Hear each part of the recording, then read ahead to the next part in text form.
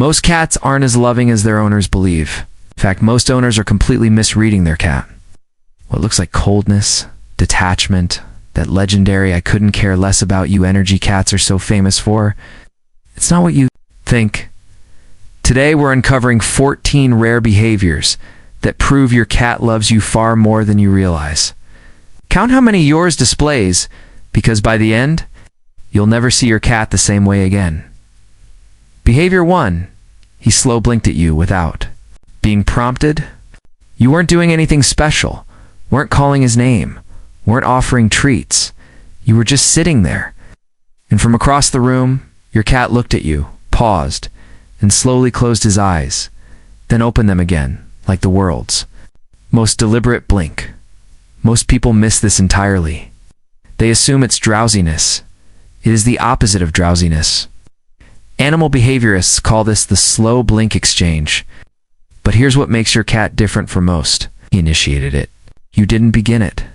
He chose to send that signal completely unprompted, unrewarded, nothing to gain. Dr. Karen McComb at the University of Sussex conducted studies specifically on this behavior.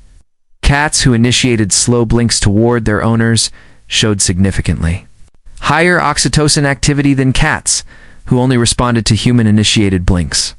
The ones who started it aren't just comfortable. They're actively expressing affection entirely on their own terms. Here's the part that should give you pause. Cats don't slow blink at strangers. They don't slow blink at people. They simply tolerate. This signal exists exclusively in relationships where a cat has made a conscious, deliberate decision. I trust this person completely. Wild cats never develop this behavior. It doesn't exist in feral colonies. It only appears in cats who have been loved enough, long enough, to create an entirely new language just to reach you. If your cat has ever slow blinked at you first, unprompted, he didn't just like you in that moment. He chose you, quietly, completely on his own terms. Way cats choose everything that truly matters to them. Behavior 2, why he brings you dead things. You open the door. There it is. A bird, a mouse. Sometimes just a leaf he's decided is suspicious enough to deserve execution. He's sitting beside it, looking up at you with an expression that can only be described as proud. You feel horrified. He feels like a hero. This is called provisioning behavior.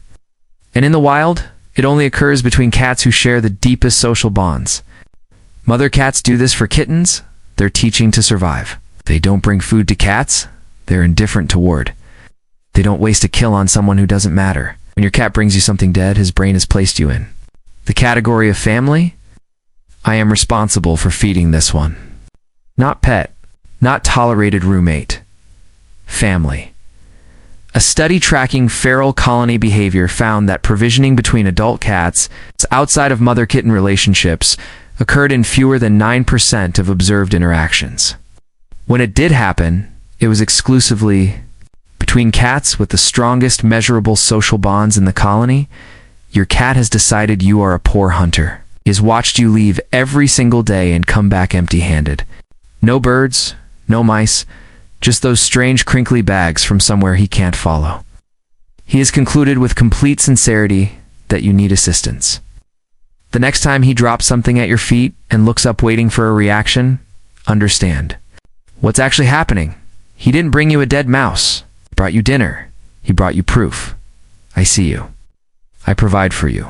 You are mine to care for. That's not a cat being disgusting. That's a cat loving you the only way his instincts know how. Behavior 3. The exposed belly that almost nobody understands. No. Your cat rolls over, full belly exposed, legs in the air, looking at you like a furry disaster who has completely forgotten how gravity works. You reach down to rub it. He grabs your hand with both paws and bites you. You feel betrayed. He feels confused about why you missed the signal. Here's the truth. Nobody tells cat owners. The exposed belly is not an invitation. It is something far more rare and far more valuable than that. In the wild, a cat's abdomen is the most vulnerable part of its entire body. Vital organs, no protective bone structure. Exposing it is a biological risk that every feline instinct screams against. The fact that your cat does it in your presence means his nervous system has made one very specific calculation. I am safe enough here to be completely defenseless. University of Edinburgh researchers studying domestic cat behavior found that belly exposure occurred almost exclusively in environments the cat rated as maximally safe. Not just safe, maximally safe. The highest tier of security a cat's threat, ASSESSMENT system can register. It's not asking you to touch it. He's showing you something. He's saying, look at what I'm willing to be in front of you. Completely open, completely vulnerable, completely unguarded. The bite isn't aggression. It's a reflex so ancient, it bypasses conscious thought entirely. You touched the place evolution spent millions of years telling him to protect. His body reacted before his love for you could override it. Next time he shows you his belly, don't reach for it. Just look at him. Because what you're seeing isn't an invitation, it's a confession. You are the only place in the world where he forgets to be afraid. Behavior for why he sleeps on your clothes when you're away. You come home and find him curled perfectly on your shirt, the one you left on the chair this morning. He looks up at you completely unbothered, like you've interrupted something important. You think it's just a cat being a cat. It is nothing of the sort. A cat's sense of smell is 14 times stronger than a human's. But raw sensitivity isn't what matters here. What matters is what your scent means to his nervous system after thousands of hours of association. Researchers at Oregon State University measured stress indicators in cats during owner absence. Cats with access to owner-scented clothing showed cortisol levels 58% lower than cats without it. Your scent isn't just familiar to him. It is physiologically calming at a hormonal level. It is, in the most literal biological sense, medicine. Here's what makes this specific to genuine attachment. Cats are scent selective. They don't sleep on just any human's clothing. They don't seek out the smell of people they merely coexist with. Ow. Researchers placed clothing from owners and strangers in the same room. Bonded cats returned to owner-scented items 94% of the time. He isn't sleeping on your shirt because it was in a convenient spot. He chose it. Out of everything available in that room, your shirt was where his nervous system finally exhaled. Think about what that means. You left, the door closed. His solution to your absence was to find the tea. Closest thing to you that still existed in the room, curl around it, and stay there until you returned. He's not waiting on your clothes. He's waiting inside your smell because that's the closest he can get to having you there. Behavior 5. He headbutts you with his eyes closed. He walks up to you deliberately, presses the top of his head directly into your face, your chin, your hand, and pushes. Eyes completely closed the entire time.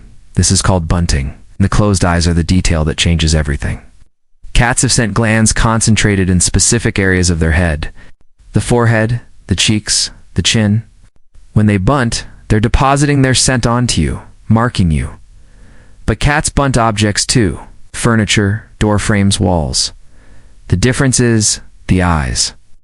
When your cat headbutts an object, his eyes stay open, alert, scanning. When he headbutts you with his eyes closed, he has made a decision so complete that he's switched off his primary defense mechanism entirely. Cannot see a threat approaching. He doesn't care, because in that moment, the act of reaching you matters more than anything. His survival instincts would normally protect.